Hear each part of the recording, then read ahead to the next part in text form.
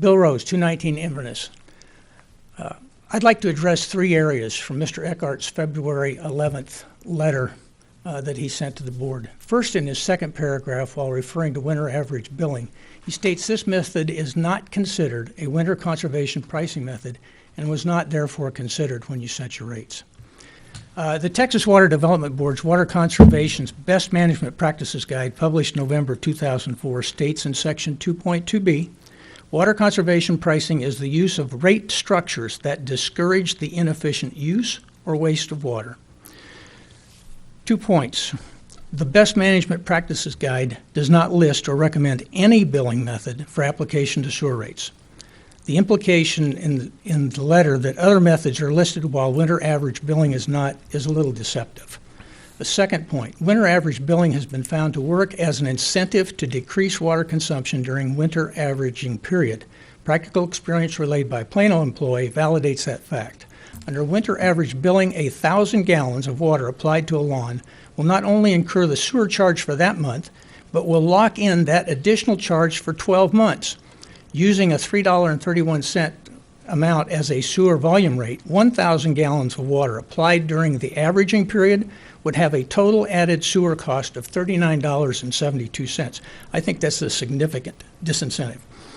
Second point from Mr. Eckhart's letter comes from the second paragraph on page 2. He states, to accomplish a billing change as proposed, the district would need to likely adjust both its minimum or base charge for service as well as the volumetric charge.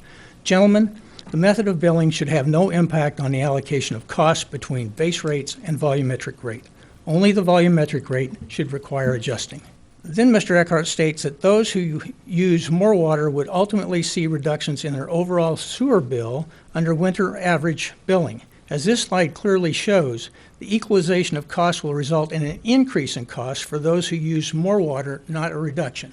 And I use this slide specifically to point out for the commercial users the amount of increase that they would see on a monthly basis. Mr. Eckhart continues with, those that use less water would see an increase in their sewer bill. Here, the statement is both true and false. Those living in apartments would see a slight monthly increase. Those watering lawns will see a very significant monthly decrease. The difference between no lawn, the additional cost, if you don't have a lawn, you live in an apartment, you're going to pay an increased cost. Now, because your volume use is so low, your total increased cost would be small.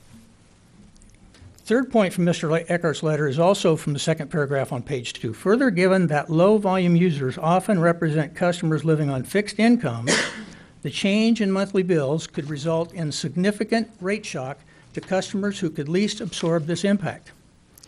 Now, seriously, we're looking here at 1,000 gallons, increase of 81 cents, 3,000 gallons, increasing $2.43. Looking at that 81 cents, the general manager's 2014 rate increase of $4.70 should have caused cardiac arrest rather than just rate shock.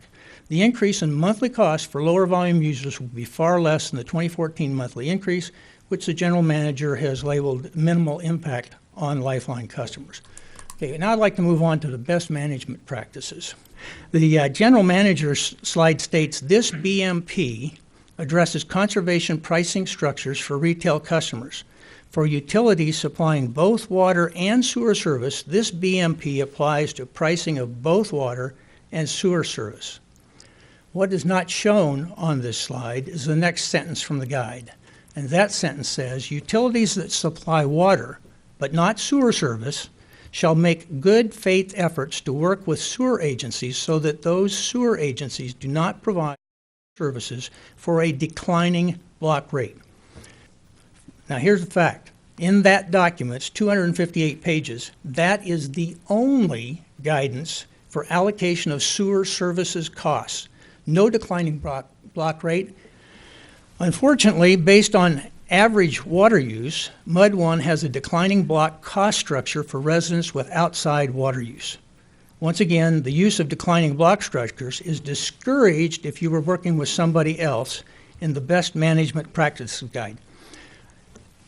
This slide is based on an average user's water use, and across the bottom it would be his sewer use in volumes. For example, Using 1,000 gallons of sewer and then watering your lawn up to at 18,000, the commercial guy and the apartment guy is paying $2.50. The person watering the lawn is paying $45. That's his increased cost for that sewer. Here's one reason the declining block structure is discouraged. When you levy a sewer cost above an actual sewer use, you're effectively charging an additional water cost and creating a declining block cost structure for water. The guide in one section talks a little bit about this. There's a link that you can follow from the guide on the web anyway, which will take you to the study that was done that talks about this particular issue. What happens is you wind up distorting your declining block structure that you built. This slide takes a longer stretch view of it over the rest of your rate structure. Okay, here's the slide that ties it all together. This chart ties together current commercial and residential costs with winter average billing included. What you have here is in the blue, on the top of each little section, that's a commercial cost. We're looking at an annual cost. If you have a commercial guy and he's only using 1,000 gallons of water a month, his bill will be $30. And so that's the blue line. The red line is a residential customer's annual cost using average rates. Now, when I calculated this one, I went, no, I'm not going to say that guy's using 18,000 gallons of water in the wintertime, because he's not. So I took out 3 months and said for those 3 months, in line one, that guy's only using 1,000 gallons a month. But then he turns on his sprinkler system, and for the next 9 months, then he's charged for 18,000 gallons. The third line on this is the winter average rate line. This line is what, this is the $3.31 line. This is what the commercial customer and the residential customer would pay under winter average rates at that value.